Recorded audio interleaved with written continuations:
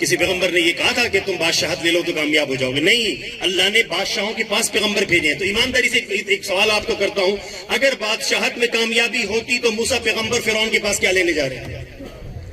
موسیٰ پیغمبر علیہ السلام کیا جا رہے ہیں؟ فرعون اپنی پوری آب و تاب کے ساتھ بادشاہت ہے، اس کے سامنے تو اپوزیشن لیڈر بھی نہیں تھا۔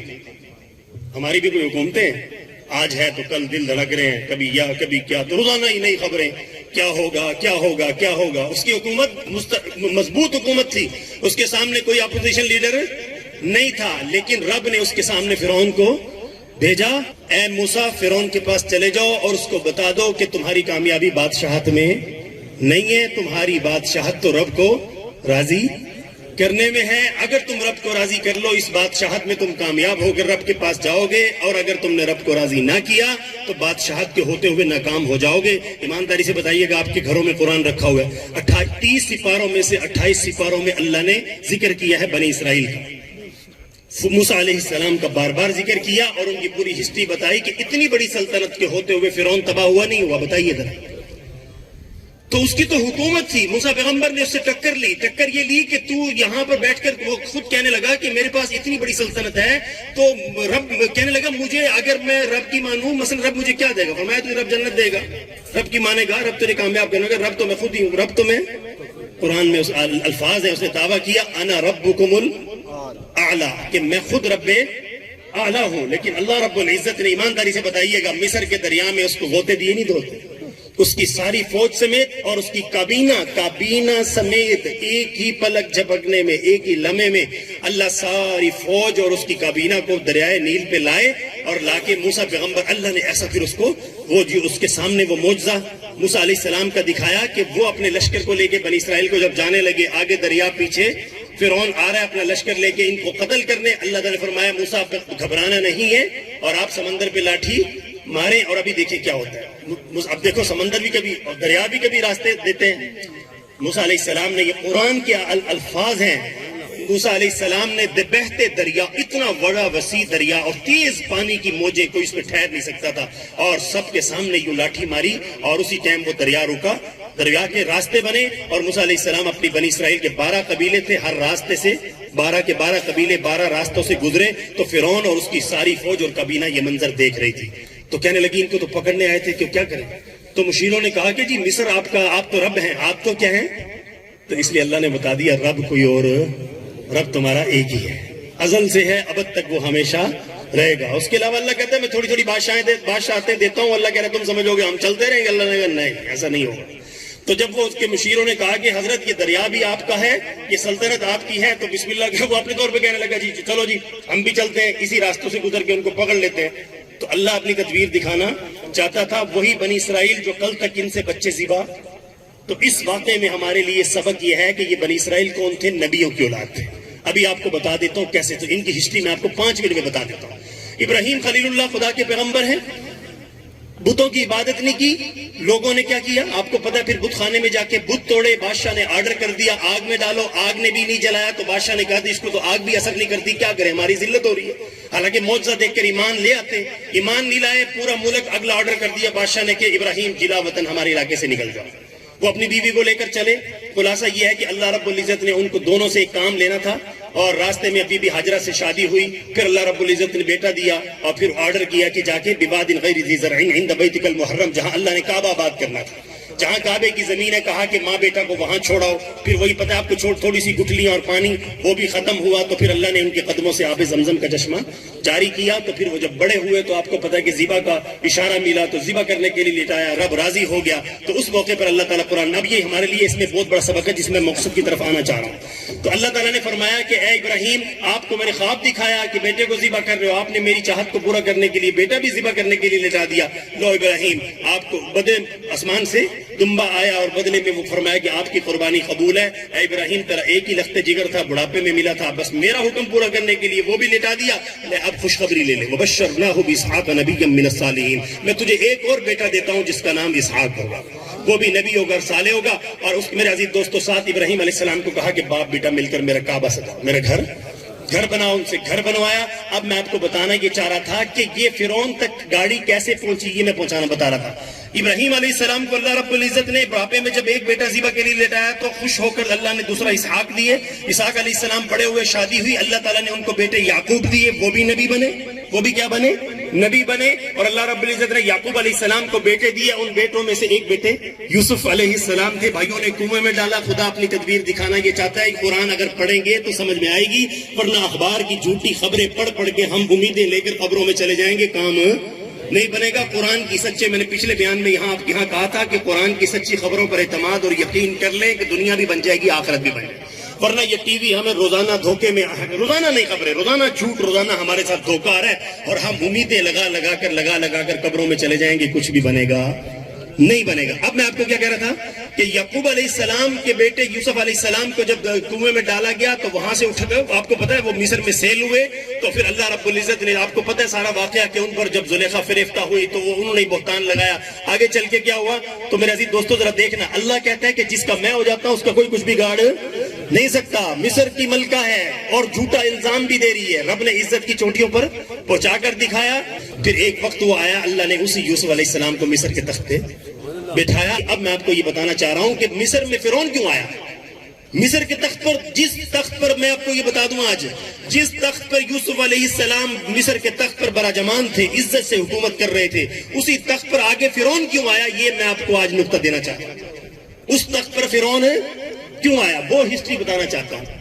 مصر میں بنی اسرائیل کی اتنی ریسپیکٹ تھی، قدم قدم پر سب دیتے تھے یہ پیغمبر یوسف کی اولاد ہے، یہ پیغمبر یوسف علیہ السلام کے بھائیوں کی اولاد ہے، سارا مصر عزت کرتا تھا۔ پھر اللہ کو بتا رہے ہمیں، قرآن پڑھ کر تو دیکھیں، حدیث تو پڑھ کر دیکھیں، مصر میں اس تخت پر جس پر یوسف علیہ السلام بیٹھے تھے اس پر فرعون کیوں آیا؟ اور اسی بنی اسرائیل کی جب گلی گلی کوچے کوچے میں، یہ بات میں آپ کو عزیز دوستوں بڑی کام کی بتانے لگا ہوں، آج تک شاید سنی نہ ہو، جس مصر کی گلی گلی میں بنی اسرائیل کی عزت ہوتی تھی، پھر وہ وقت آیا اسی مصر کے اندر بنی اسرائیل کے 70,000 بچے ذبح ہوئے ہیں۔ یہ بات ذرا اب اس پہ غور کرنا، یہ چیز میں آپ کو سمجھانا چاہ رہا تھا، یہ زوال کیوں آیا، یہ زوال کیوں آیا؟ ہر گلی میں بنی اسرائیل کی عزت ہوتی تھی، پھر ہر گھر میں کیا ہوتا تھا؟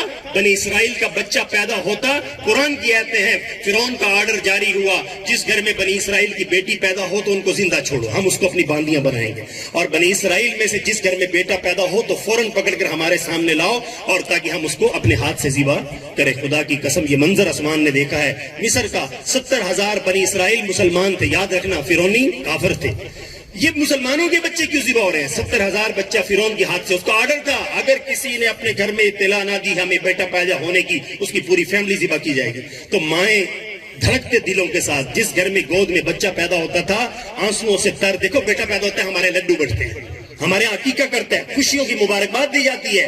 یہ کائنات نے، یہ آسمان کے نیچے یہ منظر دیکھا گیا ہے، مصر کے جس مسلمان کے گھر میں بیٹا پیدا ہوتا، ماں باپ آنکھوں کے ساتھ روتے ہوئے فرعون کے محل میں خود اطلاع دیتے تھے ہمارا بیٹا ہوا، آؤ ذبح کر دیں۔ ان کو پتا تھا کہ اگر ہم تک اطلاع نہ دی گئی تو پوری فیملی ذبح ہوگی۔ خدا کا کرنا یہ ہوا، اللہ نے اپنی قدرت یہ دکھائی، 70,000 بچے ذبح ہو چکے ہیں۔ اور میں اس کو بتا دوں جرم کیا تھا، اب یہ بھی بتا دوں 70,000 بچہ جرم کیوں؟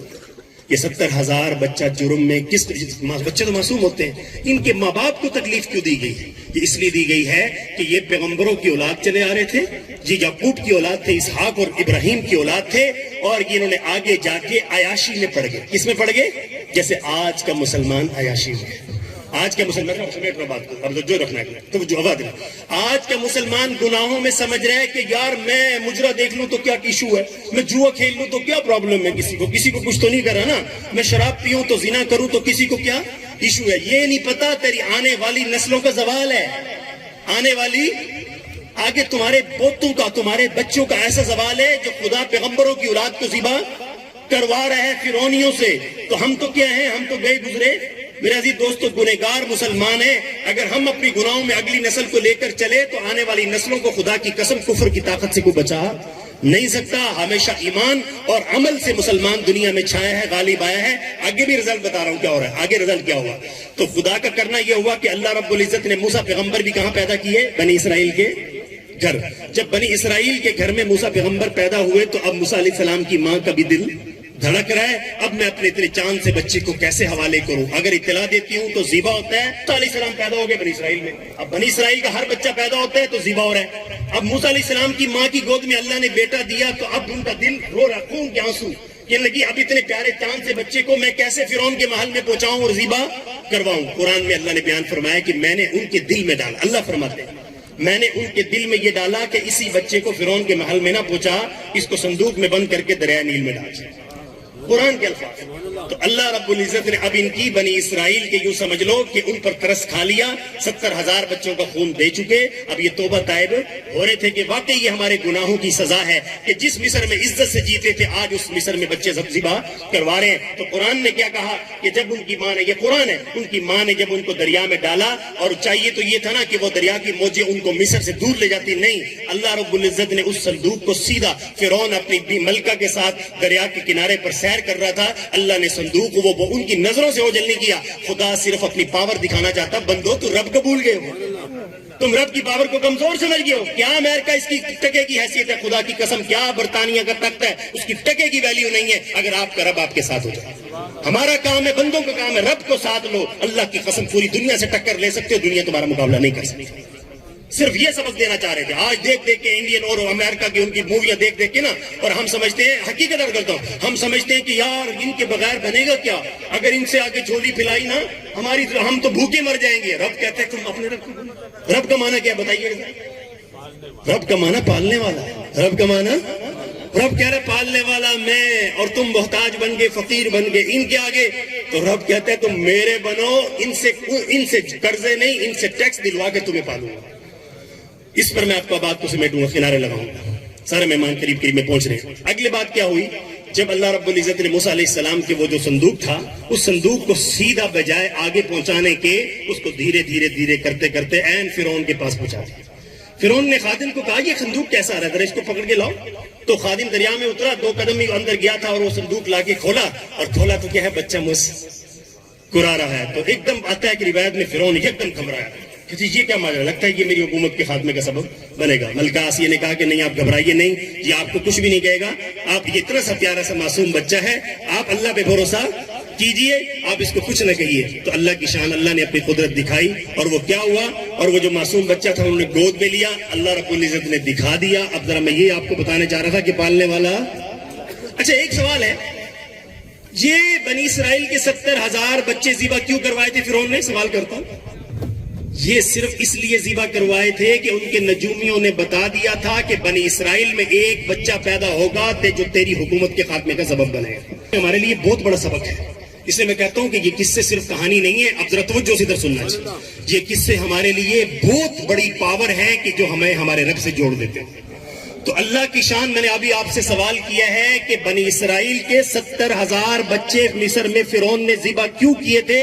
کہ موسیٰ پیدا نہ ہو جائے، موسیٰ بڑا نہ ہو جائے، جوان نہ ہو جائے، جو میری اس کے نجومی اس کو بتا چکے تھے بنی اسرائیل کا وہ بچہ ہوگا، موسیٰ اس کا نام ہوگا، اور جو تیری حکومت کے خاتمے کا سبب بنے گا۔ اور اس سے بچنے کے لیے 70,000 بچہ ذبح کروایا، خدا نے چھپا کر نہیں پالا۔ اب میں آپ کو صرف یہ سبق دینا چاہتا ہوں، تو ہونا تو یہ چاہیے تھا، موسیٰ علیہ السلام کی والدہ رات کے اندھیرے میں ہجرت کر کے مصر سے نکل جاتی اور کسی پہاڑوں کے غار میں موسیٰ پیغمبر کو پالتی، پھر جوان ہوتے پھر لے کے آتی۔ نہیں، اللہ اپنی قدرت دکھانا چاہتے ہیں کہ 14 صدیوں کے بعد کے مسلمانوں کو میں اب یہ تو گوار کی سننے والی بات ہے، یہ باتیں کوئی نہیں عموماً کرتا۔ یہ تو میں آپ کو بتانا چاہتا ہوں کہ آپ کا رب آپ سے اتنا پیار کرتا ہے اور آپ کا ایمان مضبوط کرنا چاہتا ہے تاکہ میرے بندے میرے سے محبت کریں اور میں ان کو نواز دوں۔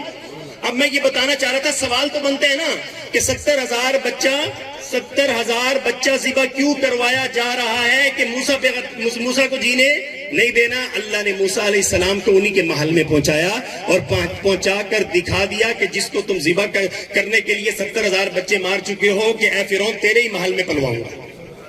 اللہ کی شان، موسیٰ علیہ السلام کہاں پلے جوان ہوئے؟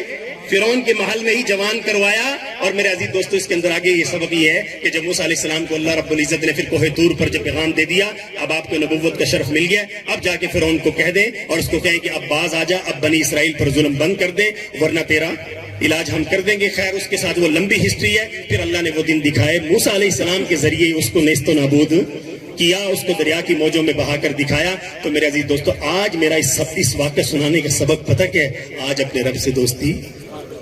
جو رب تمہیں اتنا کچھ قرآن کے ذریعے دکھا رہا ہے کہ میرے بندو دنیا کی، بس میں آپ کو یہ بات کر کے سمیٹتا ہوں. میں نے ابھی بات کی شروع اسی پر کی تھی اور اسی پر ختم کروں گا. ہاں جی سبحان اللہ. یہی بات کر رہا ہوں کہ میں نے ابھی آپ کو کہا تھا کہ کہانی میرے اور آپ کی کب شروع ہوگی؟ جس دن محلے والے مجھ پر آپ مٹی ڈال کے، میرے نبی نے فرمایا جو اس مٹی کے ڈھیری کے نیچے کامیاب ہو گیا ہمیشہ کے لیے کامیاب، جو اس مٹی کی ڈھیری کے نیچے ناکام ہو گیا ہمیشہ کے لیے ناکام ہو گیا. تو آپ حضرات جتنے بھائی بیٹھے ہیں آپ سے گزارش کروں گا، ہمارے پاس اللہ نے ہمیں وقت دیا ہوا ہے، بہت وقت دیا ہے.